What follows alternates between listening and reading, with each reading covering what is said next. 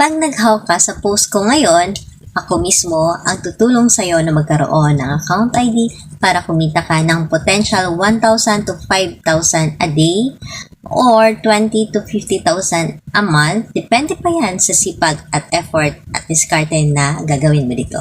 Yes, tama po yung narinig mo dahil hindi mo kailangan dito na magbenta, maging affiliate, maging vlogger or content creator.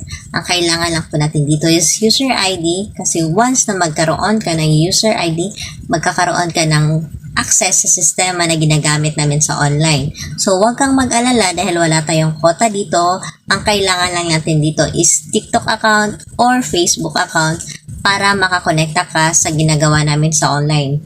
Kaya kung ikaw ngayon isang empleyado o OFW or senior citizen na naghahanap ng extra income online, so mag-comment ka dyan ng how sa baba ng video na to.